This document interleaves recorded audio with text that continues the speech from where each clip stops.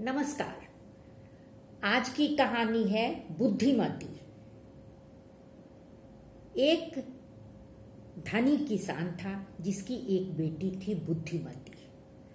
बुद्धिमती अपने बुद्धि अपने गुण से पूरे गांव में प्रशंसित थी। धीरे धीरे बुद्धिमती बड़ी होने लगी और उसकी शादी पास के गांव के एक जमींदार के बेटे से हो गई। बुद्धिमती वहां चली गई और अपने ससुराल में सुखी सुखी रहने लगी। इधर भयंकर तबाही में किसान का फसल, किसान के घर सभी तबाह हो गए। आंधी पानी तूफान के कारण घर का छप्पर, पहले कच्चे मकान होते थे, आज की तरह पक्के मकान नहीं होते थे जिसमें खपड़ा होता था, तो वो खपड़ा सब टूट गया। फूस सारे खत्म हो गए। केवल लंबे लंबे बांस के बल्ले दिखाई देते थे, नुकीले नुकीले। इतना अभाव हो गया कि बगल में जमींदार की कोठी थी जिसमें लालटेन जला करते थे और उन लालटेन की रोशनी से किसान के घर का काम होता था और किसान के बच्चे उस रोशनी में अपनी पढ़ाई पूरी करते थे। किसान बहुत दुखी रहने लगा, लेकिन वह कहे तो किससे कहे, क्या उपाय करे।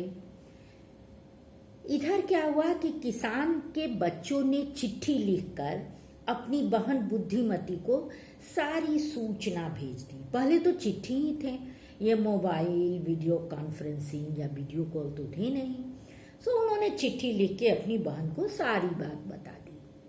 बुद्धिमती सारी बात तो जान गई, लेकिन नई नई शादी हुई थी, अब करे तो क्या करे। तो वो रोज सोचती कि कैसे हाल जाने, कैसे जाने।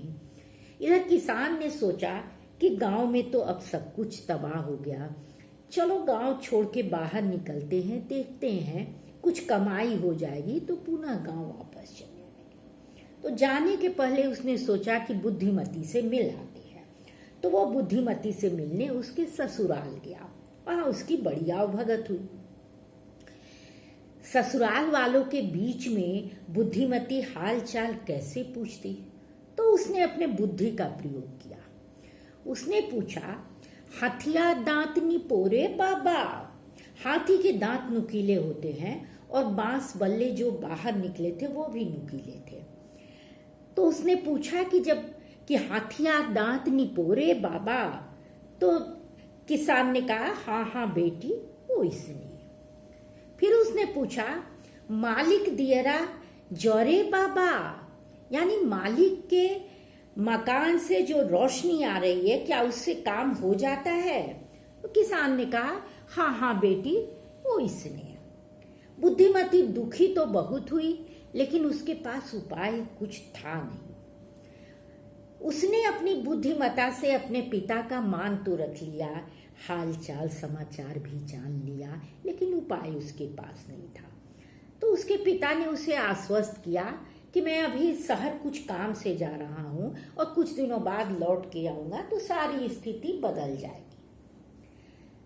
तो ये एक बहुत बड़ी बात है कि वाक् पटुता यदि आदमी के पास है, बोलने की कला यदि व्यक्ति के पास है, तो बिना सामने वाले के मान सम्मान को आहत किए हुए संवाद चलाया जा सकता है।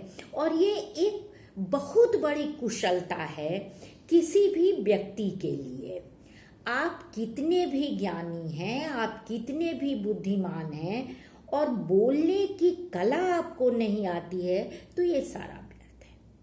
तो चले आज की कहानी में बस इतना ही। कल फिर मिलते हैं, तब तक के लिए शुभ रात्रि।